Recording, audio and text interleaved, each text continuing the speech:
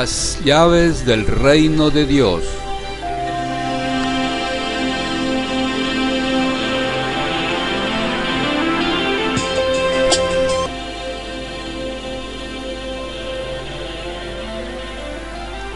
Pedro le dijo a Jesús: tú eres el Cristo, el Hijo de Dios.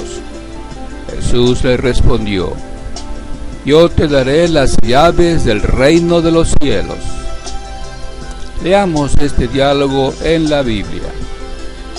Se encuentra en Mateo capítulo 16, versículo 18 al 19. También te digo: tú eres Pedro, y sobre esta roca edificaré mi congregación, y las puertas de la tumba no la vencerán. Yo te daré las llaves del reino de los cielos. Cualquier cosa que ates en la tierra ya estará atada en los cielos, y cualquier cosa que desates en la tierra ya estará desatada en los cielos. ¿Cuántas llaves eran? ¿Las usó alguna vez? ¿Eran llaves literales de puertas literales en el cielo o eran llaves simbólicas?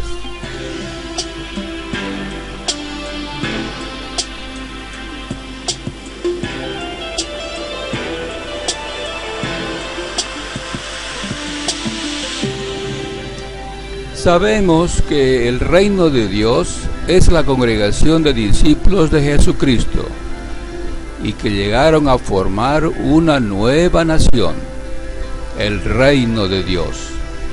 De modo que las llaves solo pueden ser llaves simbólicas. Examinemos el pasaje anteriormente leído en otra traducción. En la traducción Biblia del lenguaje sencillo dice: por eso te llamaré Pedro, que quiere decir piedra. Sobre esta piedra construiré mi iglesia, y la muerte no podrá destruirla.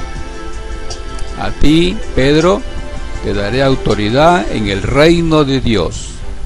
Todas las cosas que tú prohíbas aquí en la tierra, desde el cielo Dios las prohibirá.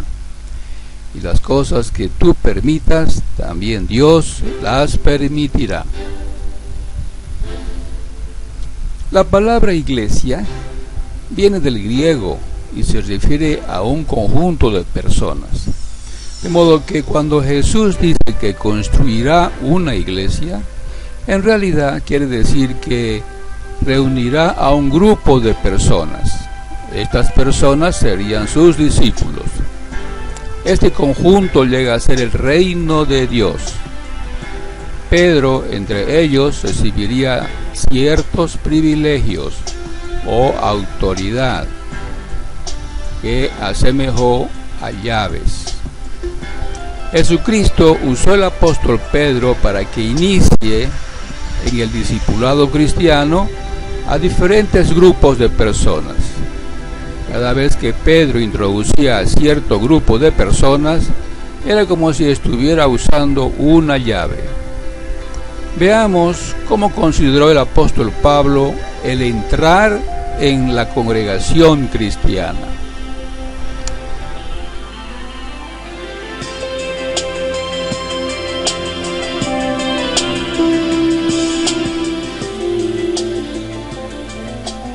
Pablo escribió a sus hermanos cristianos de la ciudad de Colosas lo siguiente.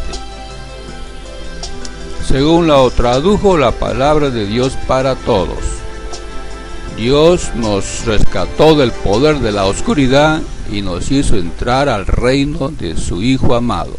Colosenses 1:13. Veamos otra traducción. Dios habla hoy. Dios nos libró del poder de las tinieblas y nos llevó al reino de su amado Hijo. Otra traducción, la Nueva Traducción Viviente, dice: pues Él nos rescató del reino de la oscuridad y nos trasladó al reino de su Hijo amado. Hay que notar que Pablo nos está diciendo que los cristianos ya viven en el reino del amado Hijo de Dios. No es una promesa futura, es una experiencia que ya disfrutan. Ahora veamos cómo las personas entraron a la congregación cristiana. Aquí tenemos en la ilustración al apóstol Pedro. Los primeros que entraron a la congregación cristiana fueron personas de nacionalidad judía. En el Pentecostés del año 33 era común. En esta ocasión fue el apóstol Pedro quien les dio un discurso motivador e invitó a su auditorio a hacerse discípulos del Señor Jesucristo bautizándose en agua. Pedro en esta ocasión estaba usando la primera llave del reino de Dios. Leamos el registro bíblico.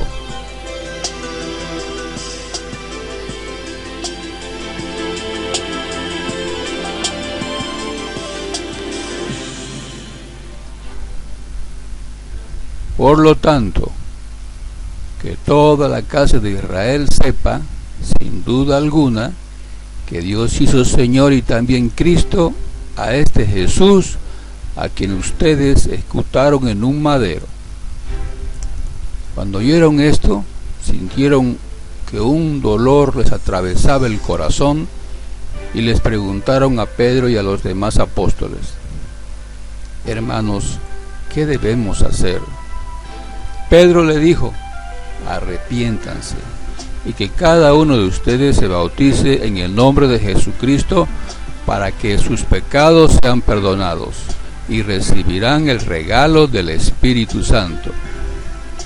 Porque la promesa es para ustedes y sus hijos y para todos los que están lejos, para todos a los que llame Jehová nuestro Dios. Y con muchas otras palabras les dio un testimonio completo y les aconsejó: sálvense de esta generación malvada. Así que se bautizaron los que aceptaron de buena gana su mensaje. En aquel día, unas 3,000 personas se unieron a los discípulos. Eso está registrado en el libro de Hechos de los Apóstoles, capítulo 2, versículo 36 al 41. Pedro usó la primera llave del reino de Dios que Jesucristo le prometió.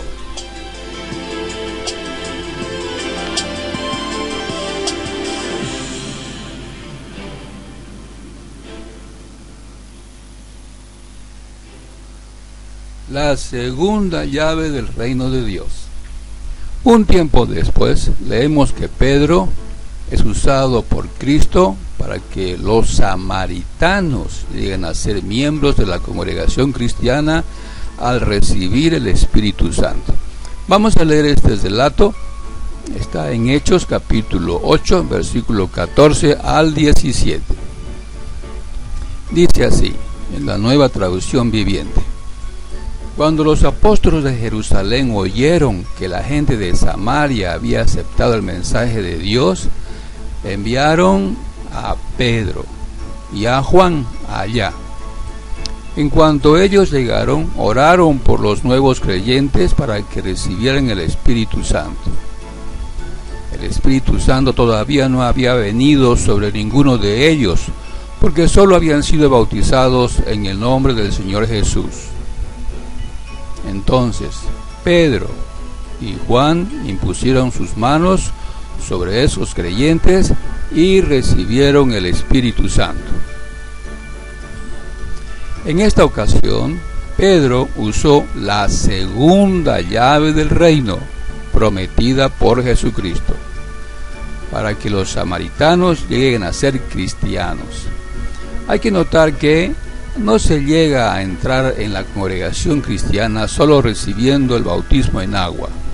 Es necesario recibir el Espíritu Santo para que Jesucristo lo admita como miembro de ese reino.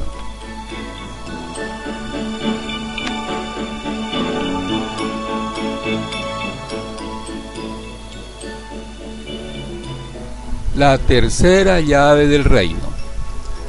Por último, es Pedro que llega a la casa del centurión romano Cornelio para ayudarlos a ser miembros de la congregación cristiana. Vamos a ver el relato, está en Hechos 10, 34 al 48. Aquí tenemos la ilustración. El apóstol Pedro está en la casa de Cornelio, los está ayudando para que se hagan cristianos. Vamos a leer el registro en la traducción Palabra de Dios para Todos. Entonces Pedro dijo: ahora entiendo que de verdad para Dios todos somos iguales. Dios no discrimina a nadie por la raza, sino que acepta al que le honre y lleve una vida recta. Dios dio su mensaje a los israelitas y les anunció las buenas noticias de paz por medio de Jesucristo, quien es Señor de todos. Ustedes están al tanto de lo que pasó en Judea con Jesús de Nazaret. Todo comenzó en Galilea después del bautismo que anunciaba Juan. Ustedes saben que a Jesús Dios lo llenó del Espíritu Santo y de poder. Él fue por todas partes haciendo el bien y sanando a los que vivían oprimidos por el diablo. Lo pudo hacer porque Dios estaba con él. Mientras Pedro estaba hablando, el Espíritu Santo cayó sobre los que estaban escuchando el mensaje. No podemos impedir que estos sean bautizados en agua. Ellos han recibido el Espíritu Santo al igual que nosotros. Así que Pedro ordenó que fueran bautizados en el nombre de Jesucristo. Entonces Cornelio y su gente le pidieron a Pedro que se quedara unos días más. Pedro usó la tercera llave del reino de Dios, permitiendo que personas de las naciones entren a la congregación cristiana.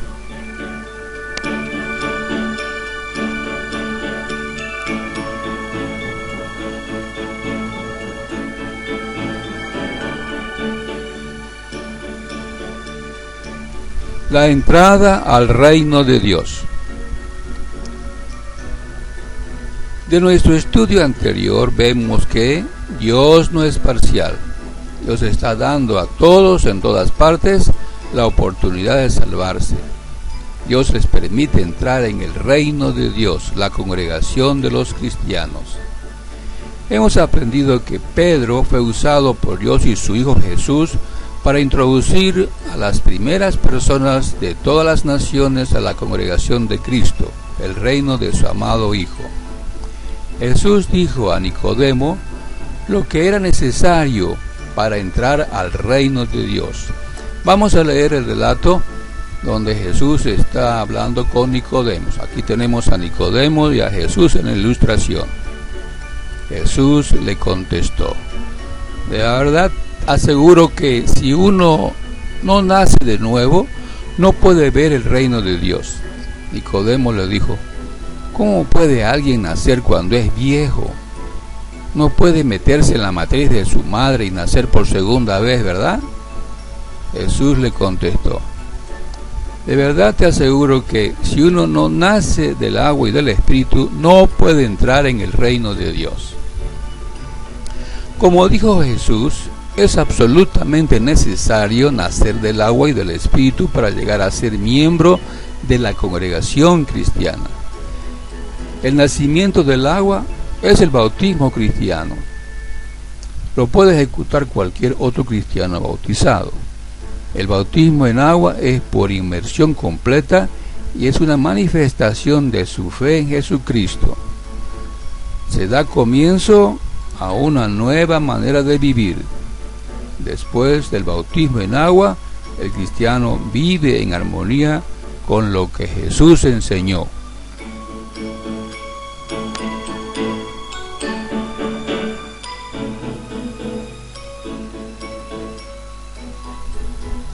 Después del bautismo en agua, Jesús dijo que hay que nacer del Espíritu.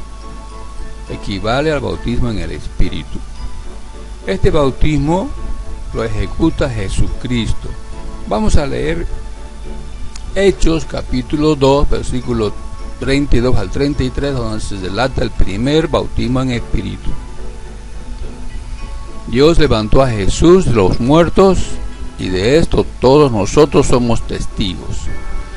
Ahora Él ha sido exaltado al lugar de más alto honor en el cielo, a la derecha de Dios, y el Padre, según lo había prometido, le dio el Espíritu Santo para que lo derramara sobre nosotros, tal como ustedes lo ven y lo oyen hoy. La Nueva Traducción Viviente. El apóstol Pablo escribió una carta a los cristianos de Roma y les mostró la importancia de haber sido bautizado en Espíritu Santo. Vamos a leer la carta de Pablo a los Romanos, capítulo 8 y versículo 9. Dice así: Sin embargo, si el Espíritu de Dios de veras reside en ustedes, ustedes no viven guiados por la carne, sino por el Espíritu.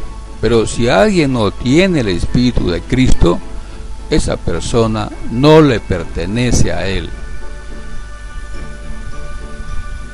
Debido a esto, todos los que nos consideramos cristianos tenemos que preguntarnos: ¿he recibido el Espíritu Santo de Dios por medio de Jesucristo después del bautismo en agua?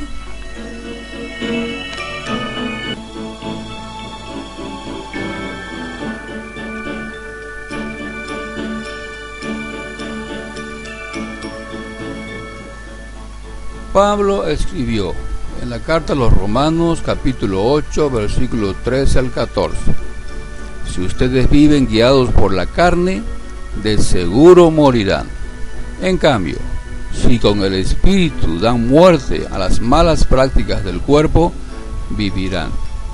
Porque todos los que viven guiados por el Espíritu de Dios, sí son hijos de Dios. Tenemos un poderoso ayudante en el vivir cristiano, el Espíritu Santo dado por Cristo. Con el auxilio del Espíritu Santo podremos vencer cualquier debilidad humana que tengamos. Si aún no hemos recibido el Espíritu Santo, podemos pedirle al Padre este maravilloso don. Sin duda, su Hijo Jesús nos bautizará en Espíritu. Jesús nos recomendó que hagamos ese ruego. Vamos a leer lo que dijo en Lucas capítulo 11, versículo 11 al 13. En realidad, ¿qué padre entre ustedes, si su hijo le pide un pescado, le da una serpiente en vez de un pescado? O si le pide un huevo, le da un escorpión? Por lo tanto, si ustedes, aunque son malos, saben darles buenos regalos a sus hijos, con mucha más razón el Padre en el cielo les dará Espíritu Santo a quien se lo pide. Muchas personas que han sido bautizados en agua tienen muchas dudas de que hayan sido bautizadas en Espíritu. Se preguntan: ¿cómo puedo estar seguro de que el Señor Jesucristo me ha bautizado en Espíritu? Veamos cómo.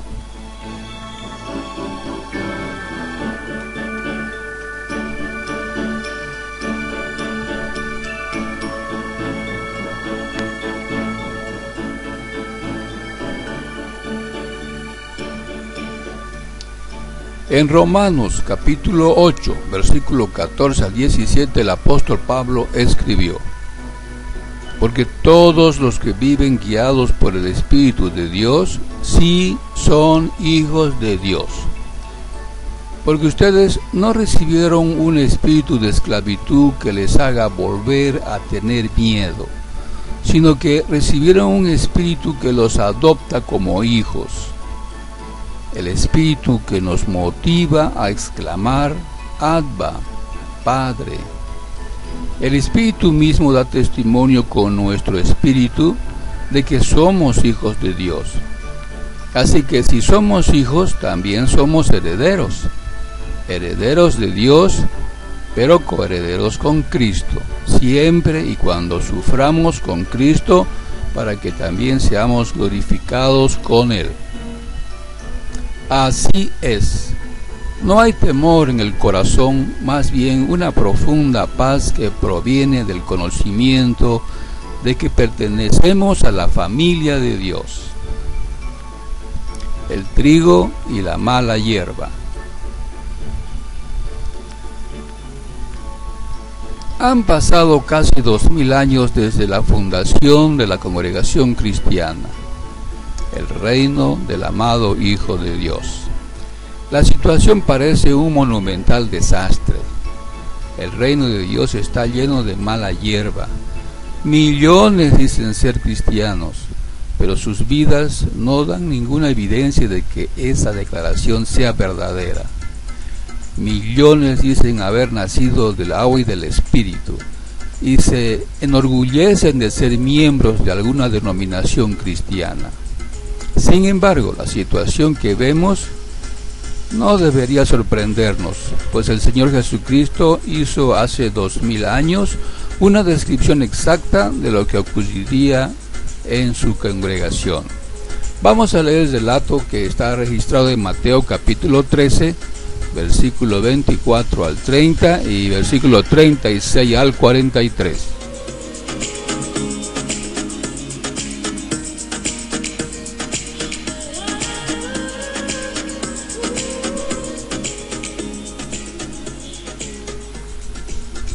Entonces le puso esta otra comparación.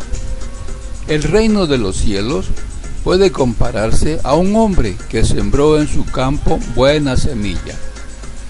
Mientras los hombres dormían, vino su enemigo, sembró mala hierba entre el trigo y se fue. Cuando los tallos brotaron y aparecieron las espigas, también apareció la mala hierba. Así que los esclavos del señor de la casa vinieron y le dijeron: Amo, ¿no sembraste buena semilla en tu campo? Entonces, ¿por qué hay mala hierba? Él les dijo: esto lo hizo un hombre, un enemigo. Los esclavos le preguntaron: ¿quieres que vayamos y las arranquemos? Él les respondió: no sea que al arrancar la mala hierba, arranquen también el trigo. Dejen que crezcan juntos hasta la cosecha. Y en la temporada de la cosecha les diré a los cosechadores que primero arranquen la mala hierba y la aten en manojos para quemarla, y luego recojan el trigo y lo guarden en mi granero. Luego, después de despedir a las multitudes, entró en la casa. Sus discípulos se le acercaron y le dijeron: explícanos el ejemplo de la mala hierba en el campo. En respuesta, él explicó: el sembrador de la buena semilla es el Hijo del Hombre. El campo es el mundo. La buena semilla son los hijos del reino. La mala hierba son los hijos del maligno. Y el enemigo que la sembró es el diablo. La cosecha es la conclusión de un sistema y los cosechadores son los ángeles. De manera que así como se arranca la mala hierba y se quema en el fuego, así pasará en la conclusión del sistema. El Hijo del Hombre enviará a sus ángeles y ellos sacarán de su reino todas las cosas que llevan al pecado y a las personas que violan la ley, y las arrojarán en el horno de fuego. Ahí es donde llorarán y apretarán los dientes. En ese tiempo los justos brillarán en el reino de su Padre, tanto como el sol. El que tenga oídos, que escuche con atención.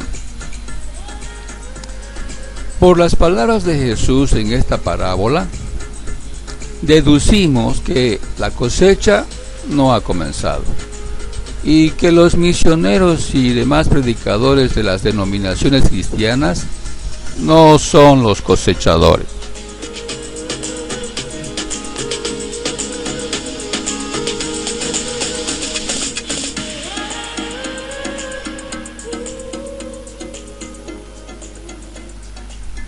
Además, vemos que es el diablo el que ejerce una poderosa influencia en la mente y corazón de las personas semejantes a mala hierba. Sin embargo, esta situación está por terminar. Las puertas del reino de Dios, de la congregación de verdaderos discípulos de Cristo, todavía están abiertas. Sin embargo, se acerca el tiempo en que esas puertas serán cerradas. Dios se encargará de cerrarlas, así como Dios cerró la puerta del arca de Noé y dio comienzo al diluvio.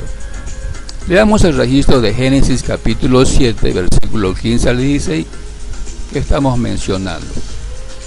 Y todo tipo de animales que tenían el aliento de vida siguieron yendo a donde estaba Noé y entrando de dos en dos en el arca. Así que entraron machos y hembras de todo tipo de animales, tal como Dios le había mandado a Noé. Después Jehová cerró la puerta detrás de él.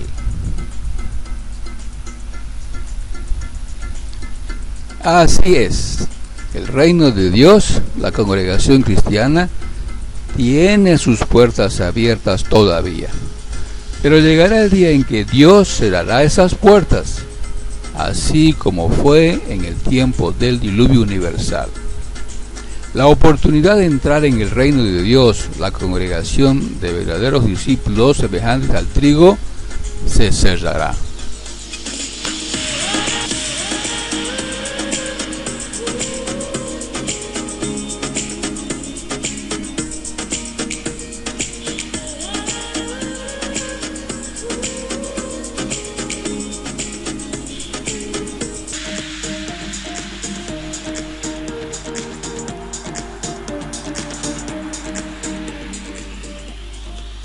Colaboradores en el reino de Dios. Colosenses capítulo 4 y versículo 11.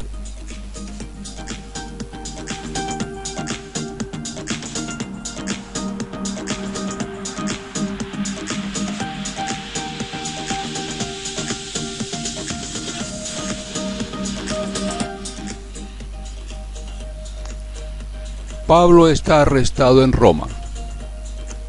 Epafras, discípulo fiel de Jesucristo, ha venido desde Colosas a visitar a Pablo.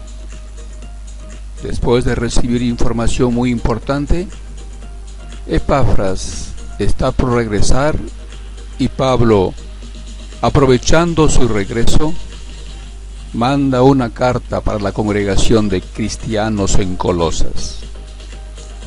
Casi al final de la carta, Pablo hace una declaración que hoy estudiaremos con gran cuidado.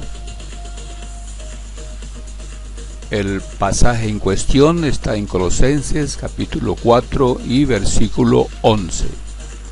Lo vamos a leer en la traducción Nueva Traducción Viviente. Jesús, al que llamamos justo, también envía saludos. Ellos son los únicos creyentes judíos entre mis colaboradores. Trabajan aquí conmigo para el reino de Dios.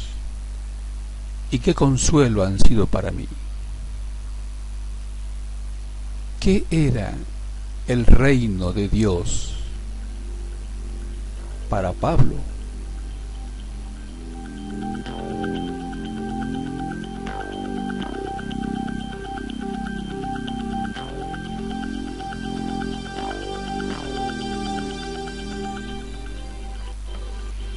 El contexto nos muestra que Pablo no era el único que trabajaba en el reino de Dios.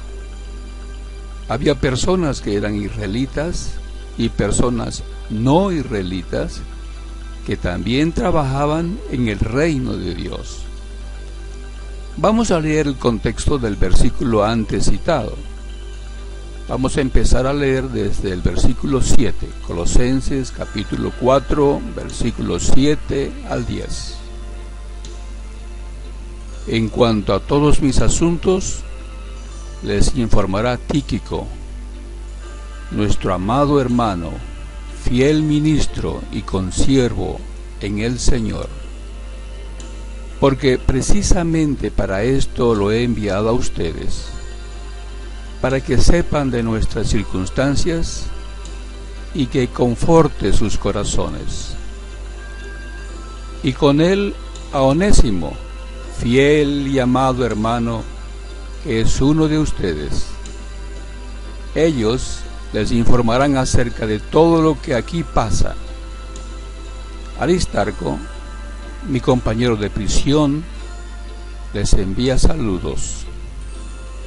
También Marcos, el primo de Bernabé, acerca del cual ustedes recibieron mis instrucciones. Si va a verlos, recíbanlo bien.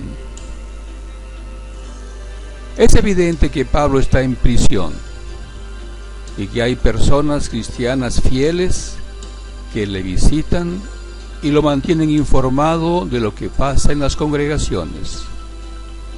Al mismo tiempo, llevan información, instrucciones que Pablo les da. Sigamos leyendo el pasaje de Colosenses capítulo 4, esta vez el versículo 11. También Jesús, llamado Justo, estos son los únicos colaboradores conmigo en el reino de Dios, que son de la circuncisión, y ellos han resultado ser un estímulo para mí. Epafras, que es uno de ustedes, siervo de Jesucristo, les envía saludos, siempre esforzándose intensamente a favor de ustedes en sus oraciones, para que estén firmes, perfectos y completamente seguros en toda la voluntad de Dios. Porque de él soy testigo de que tiene profundo interés por ustedes y por los que están en la Odisea y en Hierápolis. Lucas, el médico amado, les envía saludos, y también Demas. Saluden a los hermanos que están en la Odisea, también a Ninfa y a la iglesia que está en su casa. Cuando esta carta se haya leído entre ustedes, háganla leer también en la iglesia de los laodicenses. Ustedes, por su parte, lean la carta que viene de la Odisea. Díganle a Arquipo: cuida el ministerio que has recibido del Señor, para que lo cumplas. Yo, Pablo, escribió este saludo con mi propia mano. Acuérdense de mis cadenas, de mis prisiones. La gracia, el favor del Señor sea con ustedes. Colosenses capítulo 4, versículo 11 al 18, en la traducción Nueva Biblia de los Hispanos.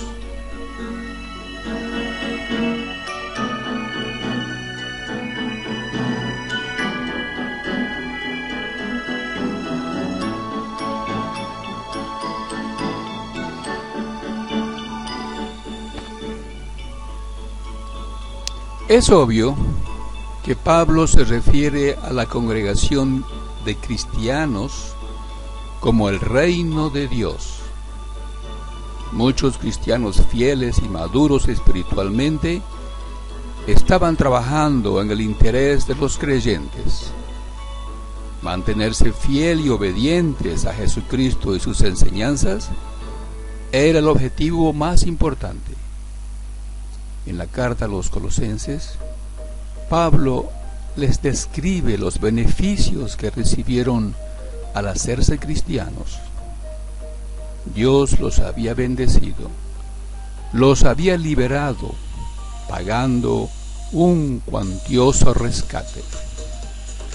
Leamos cómo se lo explicó Pablo en los versículos 13 y 14 del capítulo 1 de la carta que escribió a los Colosenses.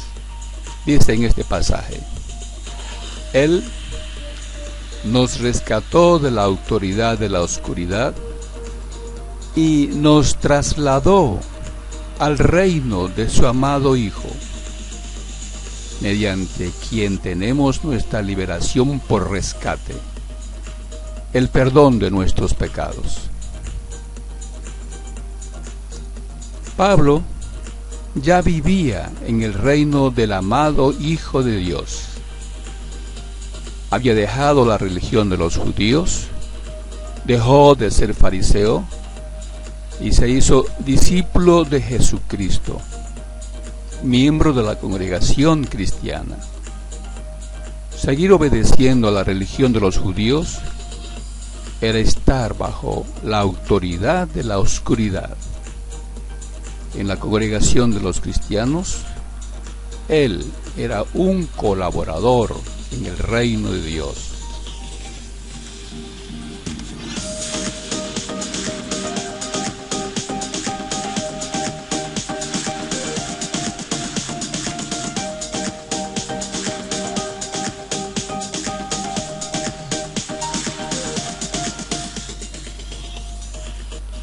Muchos en la ciudad de Colosas no eran israelitas y llegaron a ser cristianos. Probablemente fue Epafras quien les trajo las enseñanzas cristianas.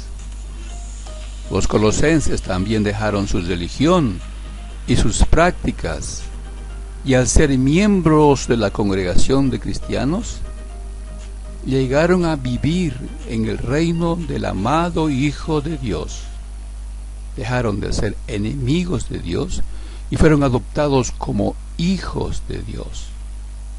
Vamos a leer lo que Pablo les escribió en el capítulo 1, versículo 21 al 23. Ustedes después podrán comparar con Gálatas capítulo 4, versículo 4 al 7, donde dicen que llegan a ser hijos de Dios los que son cristianos. Versículo 21. De hecho, en otro tiempo ustedes estaban separados de Dios y eran sus enemigos, porque tenían la mente puesta en obras malas. Pero ahora Él los ha reconciliado por medio del cuerpo físico de aquel que murió, para presentarlos santos, sin defectos y libres de acusación delante de Él. Claro, eso es siempre y cuando continúen en la fe, bien establecidos en el fundamento y firmes, sin dejarse apartar de la esperanza de esas buenas noticias que ustedes oyeron y que se han predicado en toda la creación que está bajo el cielo. Yo, Pablo, llegué a ser ministro de esas buenas noticias. Así es, mientras el creyente continúe en la fe, obedeciendo las enseñanzas de Jesucristo, vive en el reino de Dios.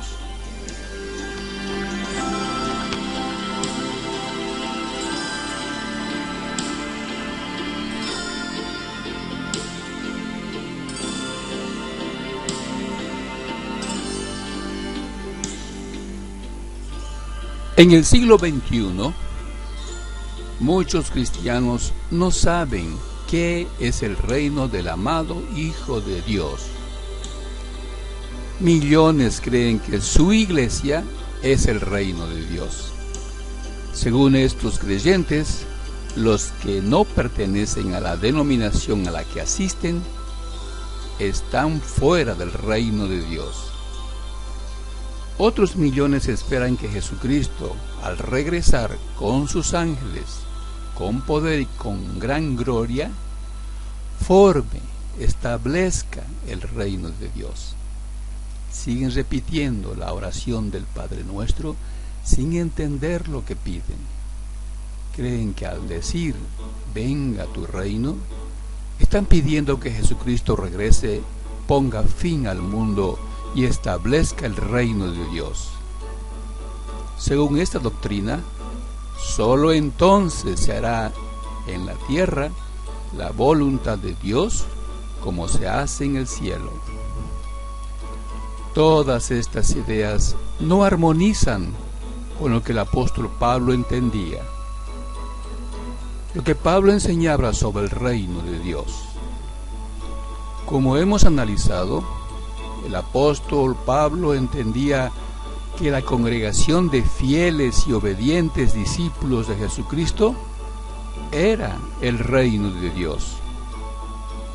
Entre estas personas se hace la voluntad de Dios como se hace en el cielo. Desde hace casi 2000 años, la congregación cristiana está funcionando como el reino del amado Hijo de Dios.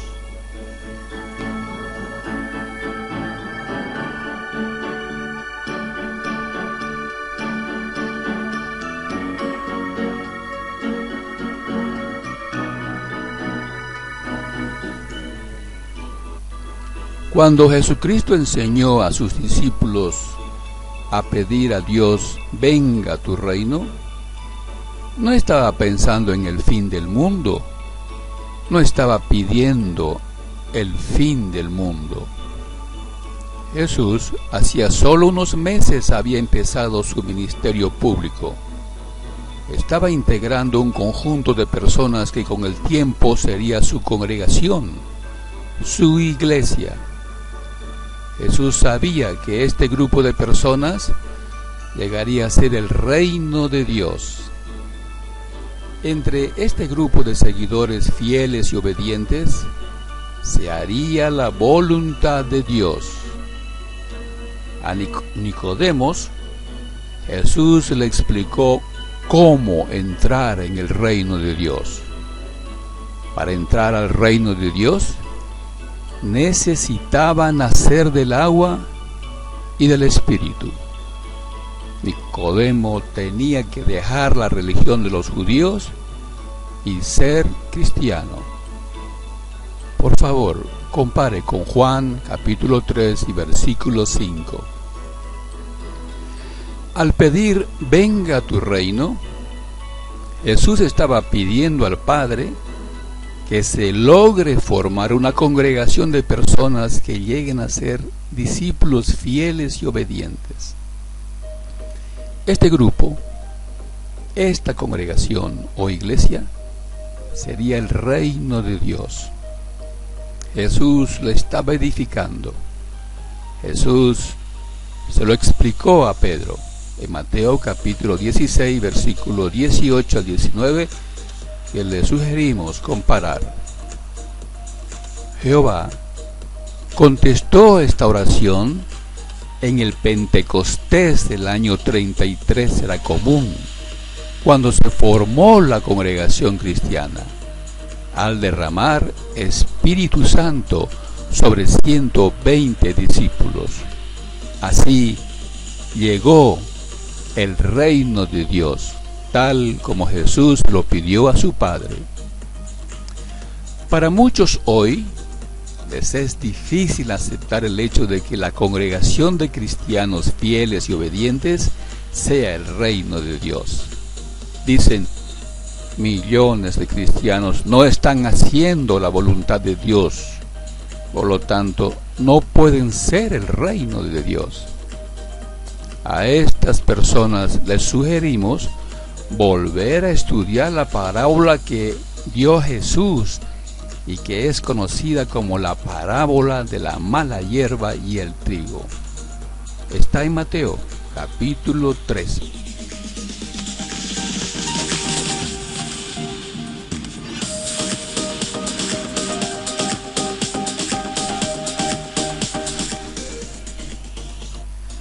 Jesús sabía que en su congregación, en su reino, habrían personas que serían infieles, mala hierba.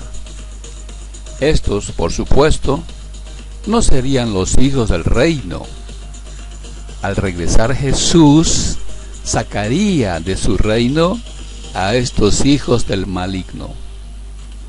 Por casi 2000 años la situación no ha cambiado. Pero esto está a punto de terminar. El regreso de Cristo se ha acercado.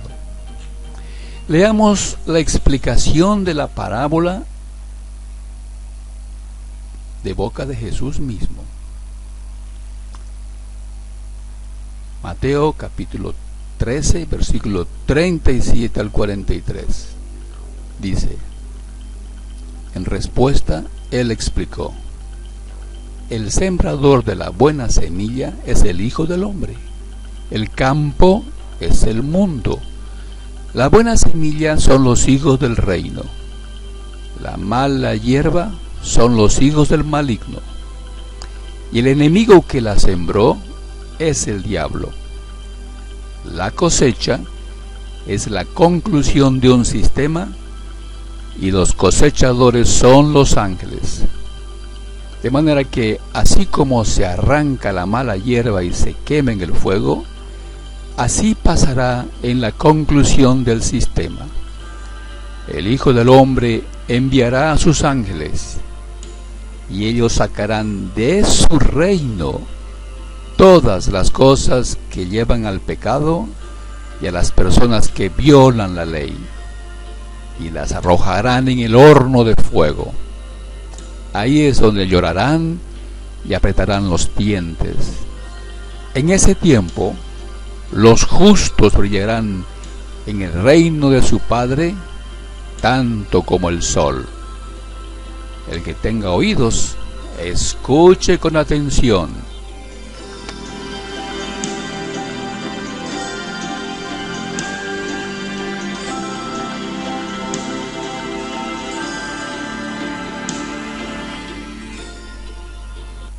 Al regresar con poder real, Jesucristo pedirá cuentas a sus discípulos y recompensará a los que han trabajado diligentemente.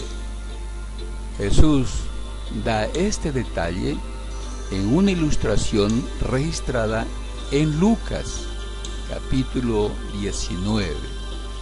Vamos a leer desde el versículo 15 al 17. Cuando por fin volvió después de asegurarse la posición de rey, reunió a los esclavos, a los que les había dado el dinero para averiguar cuánto habían ganado haciendo negocios. Se acercó el primero y le dijo: Señor, tu mina produjo 10 minas. El rey le contestó: bien hecho, buen esclavo. Como has sido fiel en un asunto tan pequeño, tendrás autoridad sobre 10 ciudades. Está claro que Jesús se refiere a los intereses espirituales. Todo cristiano tiene que colaborar en el adelanto espiritual de sus hermanos.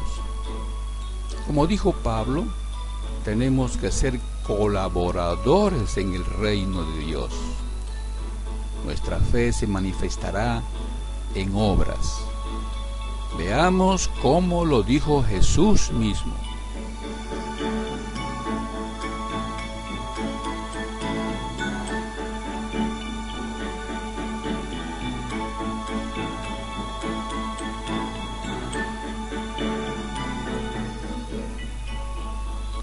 Ustedes son la luz del mundo. No se puede esconder una ciudad que está en lo alto de una montaña.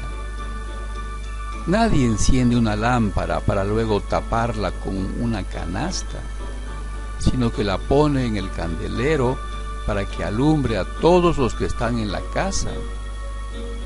De la misma manera, hagan brillar su luz a la vista de la gente, que vean sus buenas obras, y así le den gloria al Padre de ustedes que está en los cielos.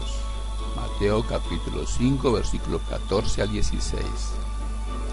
Y Pablo en Gálatas capítulo 5, versículo 22 al 23, dice: por otra parte, el fruto del Espíritu es amor, felicidad, paz, paciencia, amabilidad, bondad, fe, apacibilidad, autocontrol.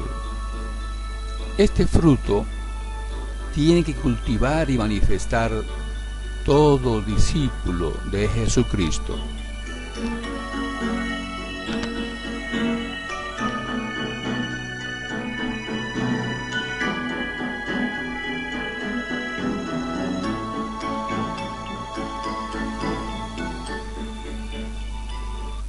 El apóstol Pedro también escribió sobre las obras que deben hacer los discípulos de Cristo. Vamos a leer la carta que escribió Pedro, su primera carta, capítulo 3, desde el versículo 8 hasta el versículo 17. Finalmente, vivan todos ustedes en paz y unidad. Traten de entenderse los unos a los otros. Ámense como hermanos, sean amables y humildes. No devuelvan mal por mal. En lugar de insultar a los que los insultan, pidan que Dios los bendiga a ellos, porque ustedes mismos fueron llamados a recibir una bendición. Las Escrituras dicen: quien quiera amar la vida y disfrutar días buenos, cuide su lengua del mal y su boca de las mentiras. Deje de hacer el mal y empiece a hacer el bien. Busque y trate de alcanzar la paz. El Señor ve a los que hacen el bien y escucha sus oraciones, pero está en contra de los que hacen el mal. Así que, ¿quién podrá hacerles daño si ustedes siempre están tratando de hacer el bien?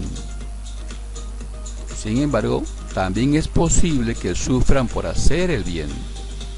Si eso sucede, entonces son afortunados. No se preocupen ni les tengan miedo a quienes los hacen sufrir. Más bien, preocúpense solo por honrar a Cristo como Señor y estén siempre listos a responder a todo el que les pregunte cuál es la razón de su esperanza. Pero cuando respondan, háganlo con humildad y respeto, manteniendo una conciencia limpia. Así, los que hablan mal de su buena conducta en Cristo sentirán vergüenza por haberlos criticado. Es mejor sufrir por hacer el bien, si es la voluntad de Dios, que sufrir por hacer el mal.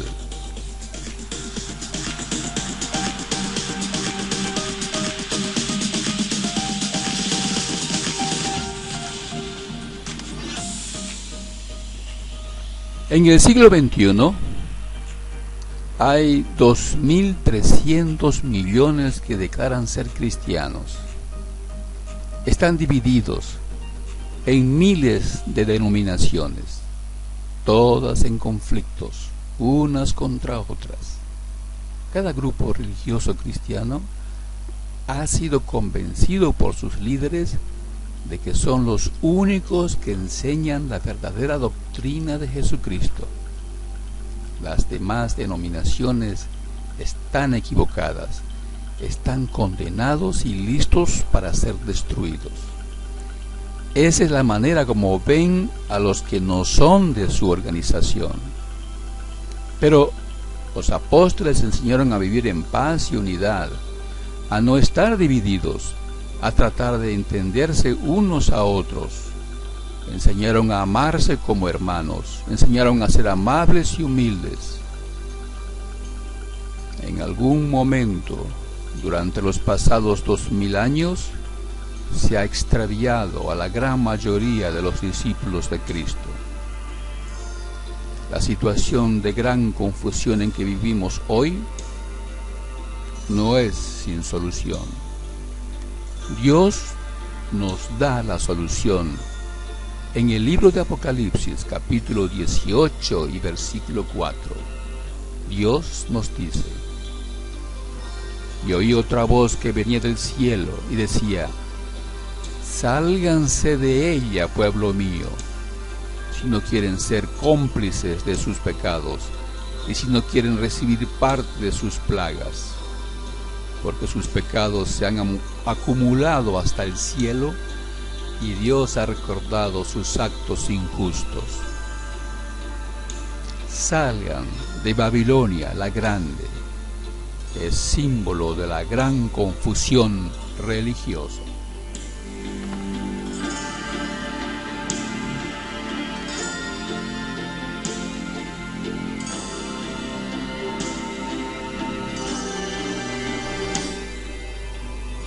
Los que son su pueblo le obedecerán sin vacilar, sin dudar.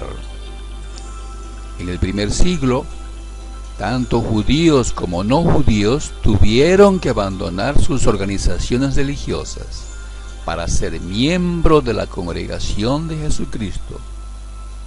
Todos los creyentes se dieron cuenta que Dios los estaba trasladando al reino del amado Hijo de Dios. Pablo, un hombre prominente en la religión de los fariseos, lo abandonó todo por el privilegio de ser miembro de la congregación cristiana. Los que toman esta trascendental decisión están demostrando que aman a Dios y al Hijo amado de Dios, Jesús. Usted no está siendo llamado a ser miembro de otra denominación. Dios lo está llamando a entrar en el reino del amado Hijo de Dios. Si alguien ama a Dios, Dios lo conoce a él. Primera carta a los Corintios, capítulo 8 y versículo 3 en la traducción Dios habla hoy. Los que abandonan a Babilonia y entran al reino del amado Hijo de Dios son colaboradores del reino de Dios, tal como lo fue Pablo y todos los que con él estaban en Roma, allá en el primer siglo, cuando él estaba en prisión.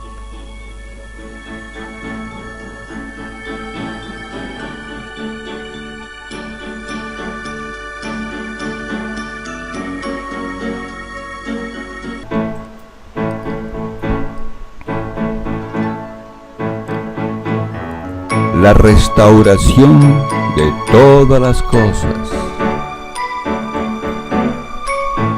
Meditando en lo que dice la Biblia.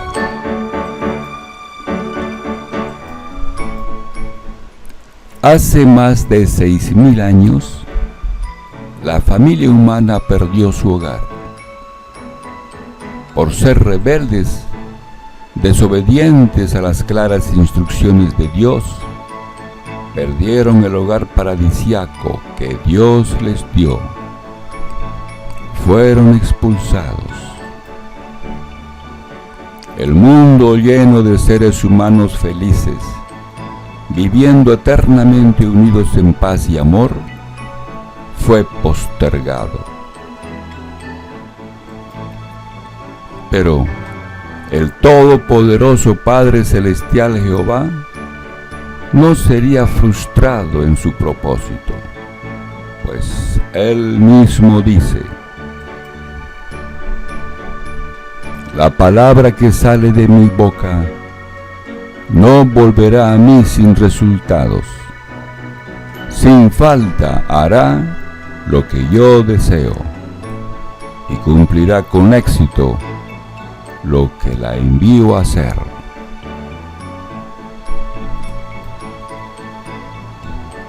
Inmediatamente, Dios dispuso que el instigador de esta rebelión sea destruido, que se le aplaste la cabeza, y la pareja desobediente volvería al polvo. Jehová Dios lo expulsó del jardín de Edén para que cultivara el suelo del que había sido formado. De modo que echó al hombre, y al este del jardín de Edén puso querubines, y la hoja llameante de una espada que giraba sin parar. Así se bloqueó el camino que llevaba al árbol de la vida. Génesis, capítulo 3, versículos 23 y 24.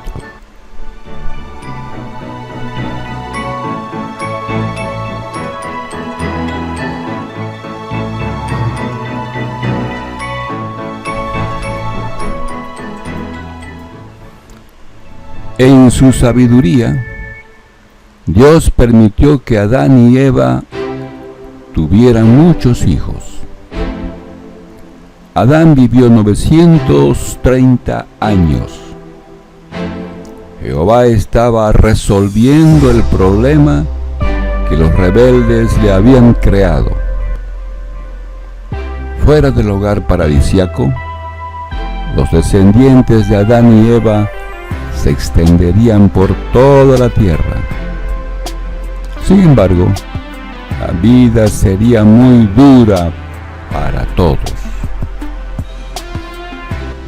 Alrededor de 4000 años después, Dios, Jehová, envió a su Hijo para deshacer todo el mal que Satanás había causado y para aplastar la cabeza de la serpiente. Todo el daño que Satanás había causado sería reparado. El apóstol Juan, en su primera carta, capítulo 3 y versículo 8, escribió: el Hijo de Dios fue enviado precisamente para destruir las obras del diablo. Y el apóstol Pablo, en su carta a los Hebreos, capítulo 5, versículos 7 al 8, complementó: durante su vida en la tierra, Cristo ofreció peticiones y ruegos con fuertes clamores y lágrimas al que podía salvarlo de la muerte, y fue escuchado por su temor de Dios. Aunque él era su hijo, aprendió lo que es la obediencia por las cosas que sufrió, y, después de haber sido perfeccionado, llegó a ser el responsable de la salvación eterna de todos los que lo obedecen, porque Dios lo ha nombrado sumo sacerdote a la manera de Melquisedec.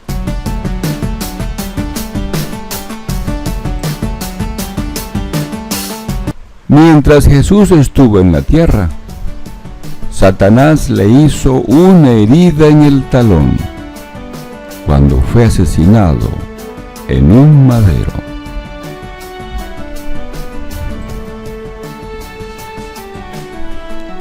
Así, a todo el mundo se le mostró el camino de regreso al paraíso. El gobierno de Jesucristo restaurará el paraíso que Adán y Eva perdieron. El apóstol Pedro lo explicó así: de modo que arrepiéntanse y den media vuelta para que sus pecados sean borrados, y así el propio Jehová haga venir tiempos de alivio y envíe al Cristo nombrado para ustedes, Jesús. Él debe permanecer en el cielo hasta que lleguen los tiempos de la restauración de todas las cosas que Dios anunció por boca de sus santos profetas de la antigüedad. Mientras llegan los tiempos de la restauración de todas las cosas, a toda persona en la tierra se le exhorta: sea discípulo obediente de Jesucristo.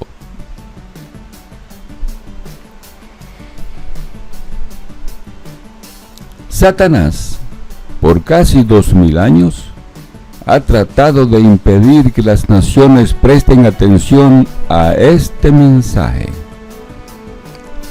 Han surgido líderes políticos bajo la influencia de Satanás que siguen enseñando la libre determinación de los pueblos. Enseñan que los seres humanos son libres de determinar su destino, que pueden formar un gobierno capaz de traer paz, seguridad y prosperidad para todos. Enseñan que no necesitan que Dios los gobierne. Para el año 2021, la gran mayoría de los gobiernos del mundo se han declarado estado seglar, es decir, estado sin religión. Pero sus gobiernos no han mejorado la situación de sus pueblos, y la situación cada día empeora para casi toda persona en la tierra.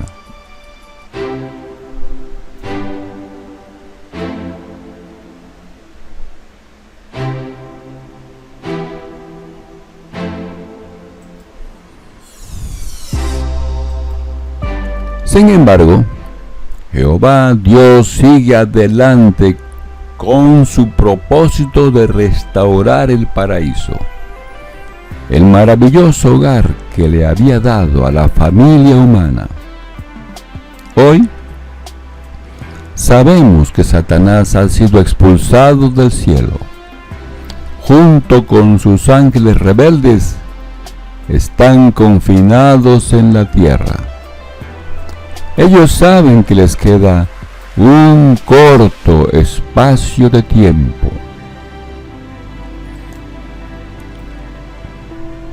Después de la victoria contra el diablo en la guerra que estalló en el cielo, Jehová instaló como Rey del mundo a su Hijo Jesucristo.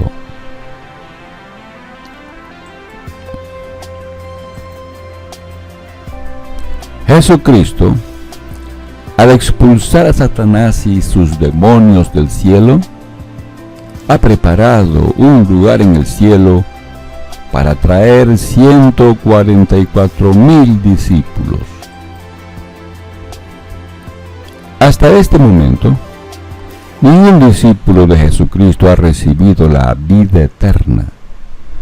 Por casi 2000 años han estado esperando en el sepulcro el regreso del Señor Jesucristo. Pero ya estamos muy cerca de su regreso,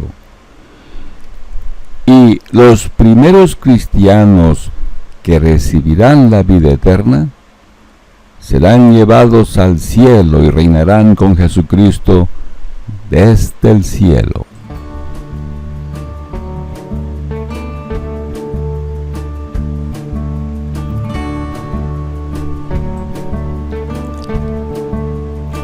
Después de la guerra de Dios, el Todopoderoso, en Armagedón, comenzará el reino de Dios en manos de Jesucristo y sus 144,000 discípulos.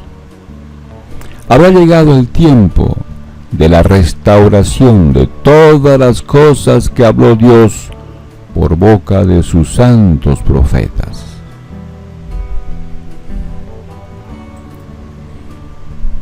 El reino de 1000 años de Jesucristo restaurará el paraíso que Adán y Eva perdieron.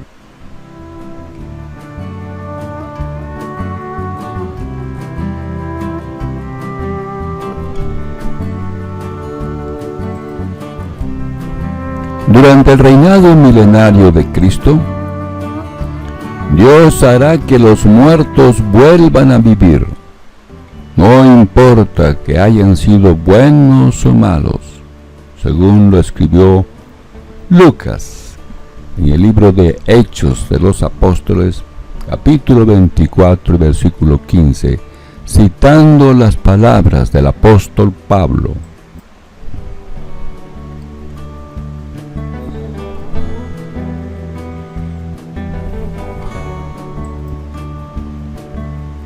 Además, durante el reino milenario de Cristo, el lobo estará con el cordero, el leopardo se echará con el cabrito, y el ternero, el león y el animal engordado estarán todos juntos, y un niño pequeño los guiará. La vaca y la osa comerán juntas, y sus crías se echarán juntas. El león comerá paja como el toro. El bebé jugará sobre el agujero de una cobra, y un niñito pondrá la mano sobre el nido de una serpiente venenosa. No causarán ningún daño ni destrucción en toda mi santa montaña, porque la tierra de seguro estará llena del conocimiento de Jehová, tal como las aguas cubren el mar. Isaías, capítulo 11, versículos 6 al 9.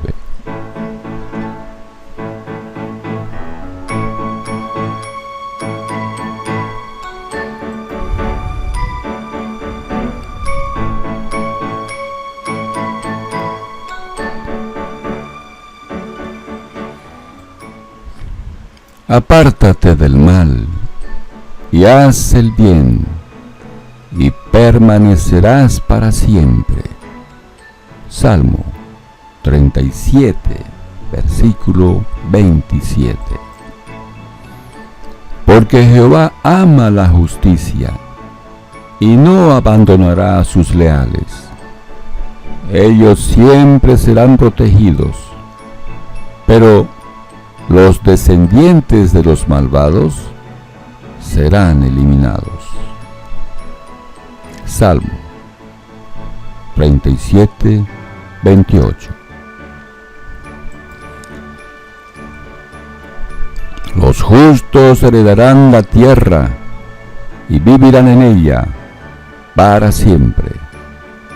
Salmo 37, 29.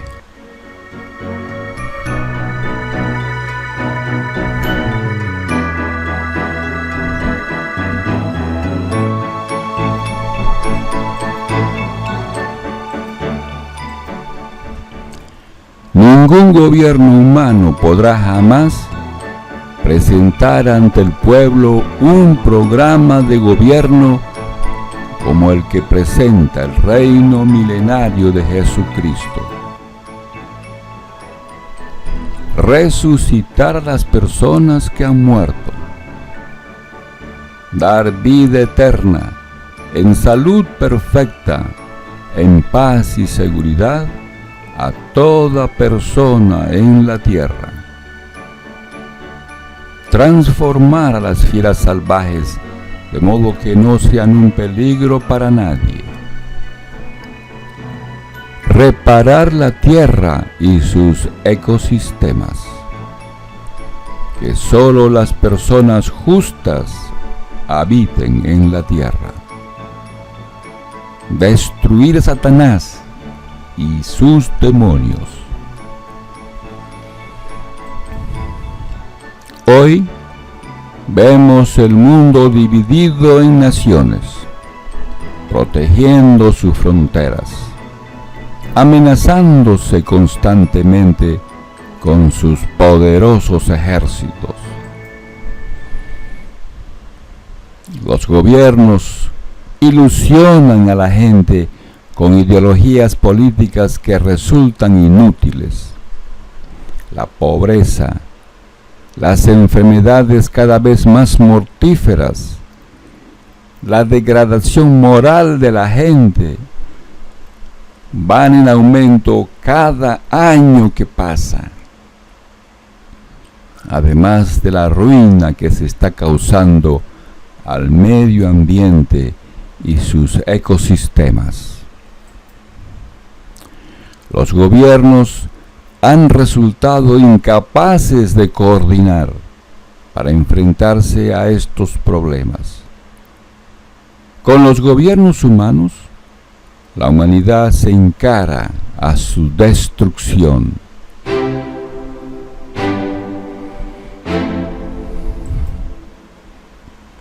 El reino milenario de Jesucristo es la única esperanza real.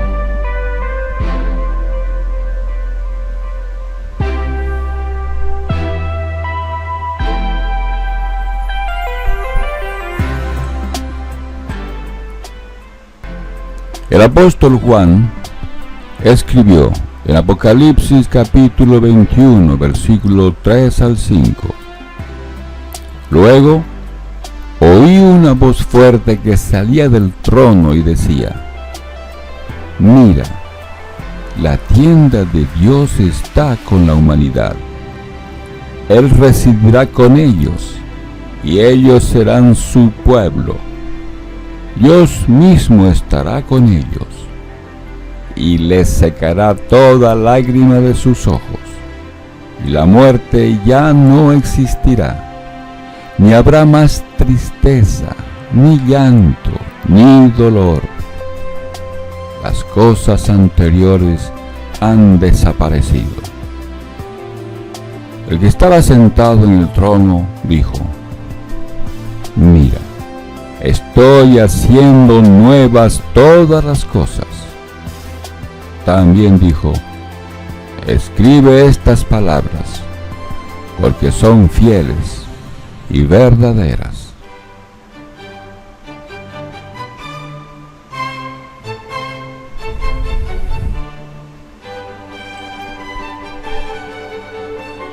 Cristianos SC, suscríbase a este canal. Si te consideras un genuino cristiano, apoyador comprometido con el reino milenario de Jesucristo, demuéstralo compartiendo con tu público los videos que emitimos para la edificación espiritual de otros cristianos y para instruir a personas interesadas en lo que dice la Biblia.